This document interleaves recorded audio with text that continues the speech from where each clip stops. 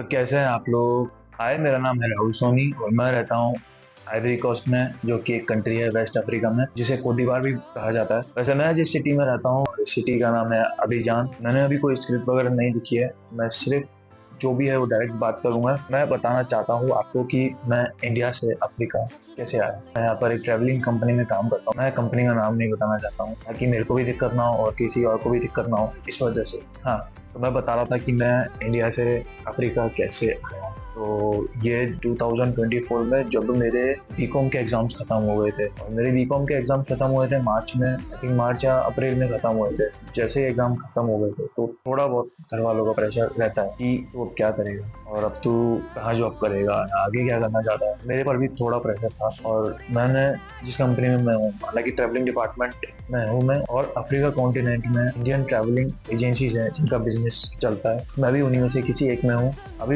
अभी आप लोगों को देख के थोड़ा चेहरा ऐसा लग रहा होगा कि नींद आ रही होगी, क्योंकि ऑफ कोर्स रात के 11:30 बजने वाली है और मेरे को सुबह उठ के ऑफिस भी जाना है। जो ऑफिस का टाइम है वो 8 बजे, के लिए मेरे को थोड़ा जल्दी उठना पड़ता है। और तो जो टॉपिक था वो था कि मैं इंडिया से अफ्रीका कैसे आया। तो हाँ, घर वालों को प्रेशर मेरे पर था और मैंने ट्राई किया ढूंढना कंपनीज, मतलब ट्रैवलिंग डिपार्टमेंट में ही मैं देख रहा था कि मुझे आसपास कोई मिल जाए अच्छा। फिर मैंने वहाँ के एचआर को कांटेक्ट किया, उनकी वेबसाइट पर भी गया। तो मैंने क्या किया, वहाँ पर इनकी जिस जिस कंट्री में सिचुएटेड है, मैंने उन सभी का कांटेक्ट नंबर निकाला, क्योंकि मैं उनको डायरेक्ट कॉल तो कर नहीं सकता था क्योंकि मैं इंडिया में था। तो मैंने उनको व्हाट्सएप पे टेक्स्ट करना चालू कर दिया।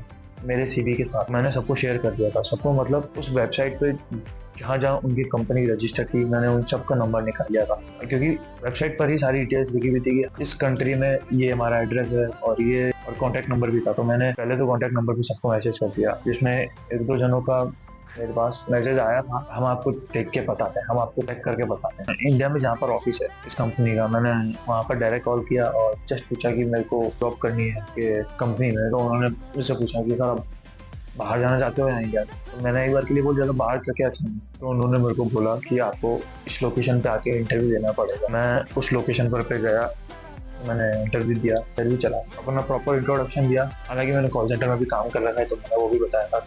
उन्होंने कहा था कि इसका अभी कोई काम नहीं है यहाँ पर, आपने बीकॉम कर रखा है। तो मेरे को एज अकाउंट्स एग्जीक्यूटिव उन्होंने सेलेक्ट किया। फिर मुझे एक और इंटरव्यू के लिए भेजा, मुझे बोला वेट करो, आपका इंटरव्यू अभी किसी और से भी हुआ। मेरा इंटरव्यू हुआ एक मैनेजमेंट के मेंबर से। उन्होंने मेरा इंटरव्यू तो लिया, सब सही चला, लेकिन बाद में उन्होंने मेरे को बोला भाई हम तुम पर ट्रस्ट क्यों करें, हो सकता है तुम हमारी कॉम्पिटिटर के एंड से आए हो सकता है तुम हमारी डिटेल्स पता करने आए, तो हम आप पर ट्रस्ट कैसे करें, हम आपको जॉब कैसे दें। मैंने बोला सर कि मैं खुद जयपुर से आया हूँ और मैं किसी भी कॉम्पिटिटर से नहीं आया हूँ। मैंने पहले किसी कॉल सेंटर में काम किया हुआ, जब मेरे एग्जाम्स नहीं होते थे तो मैं काम करते रहता था कॉल सेंटर में। हमारी बातचीत हुई, उन्होंने बोला कि नहीं वी कांट ट्रस्ट यू, आपको लाइक प्रूव करना पड़ेगा। तो मैंने कहा सर आप बताइए मैं क्या करूँ, बिकॉज मैं अभी आया हूँ जयपुर से फर्स्ट टाइम यहाँ पर इंटरव्यू देने और मैं किसी भी आपके कॉम्पिटिटर को नहीं जानता। तो उन्होंने कहा कि ठीक है, आपको हमारे जो इंडिया वाले ऑफिस है वहाँ पर आपको 2 महीने वर्क करना पड़ेगा, हम आपकी परफॉर्मेंस को चेक करेंगे,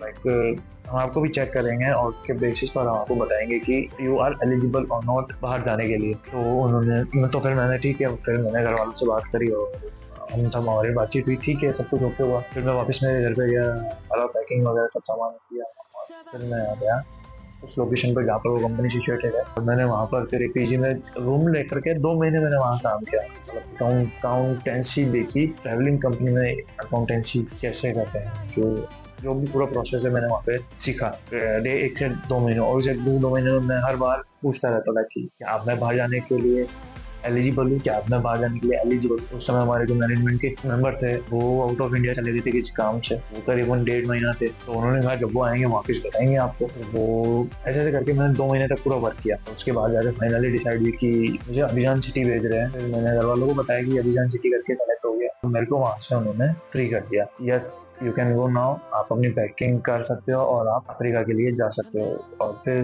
मैं वहाँ से गया, पैकिंग करी, 10-15 दिन की मेरे को छुट्टी मिली। उस 10 10-15 दिन में मेरी टिकट भी आ गई। ऐसा करके मैं वहाँ से अफ्रीका आ गया। वेस्ट अफ्रीका में मेरे को अभी हो चुका है 1.5 साल और यहाँ पर जो लैंग्वेज चलती है वो है फ्रेंच। जिस कंट्री में मैं हूँ अभी कोट दीवार, और यहाँ पर फ्रेंच चलती है और यहाँ की एक लोकल लैंग्वेज है जिसको नुक्शी बोलते हैं, जो बोली जाती है वो फ्रेंच। फ्रेंच सब लोग बोलते, सब लोग जानते हैं यहाँ पर। और जब मैं यहाँ पर स्टार्टिंग में आया था तो फ्रेंच बहुत हार्ड थी, बहुत ज़्यादा। मतलब स्टार्टिंग का तो 3 से 4 महीने तो बहुत हार्ड था, बहुत ज़्यादा हार्ड, क्योंकि वर्कलोड धीरे धीरे बढ़ता है। वैसे मतलब वर्कलोड के साथ साथ एक लैंग्वेज भी आपको सीखना है। एक अदर कंट्री में अदर लोग, यहाँ का काम करने का तरीका अलग है। हाँ, आपके साथ इंडियन स्टाफ जरूर होता है जो कि आपकी हेल्प करता है, और मेरे साथ भी हेल्प करी थी बहुतों ने, हेल्प करते हैं, नो डाउट, सब लोग हेल्प करते हैं। कोई भी अगर आप लोगों से बाहर आ रहे हैं तो बाहर शुरुआत के 6 महीने बहुत हार्ड होते हैं। स्टार्टिंग के 6 महीने तो बहुत ज़्यादा हार्ड होता है। मतलब आपको, अगर कोई आपके साथ हंसी मजाक कर रहा है तो आपको सहन करने की हिम्मत होनी चाहिए। अगर आपको बाहर काम करना है तो आपको थोड़ा ज़्यादा काम दिया जाएगा, आपको आपके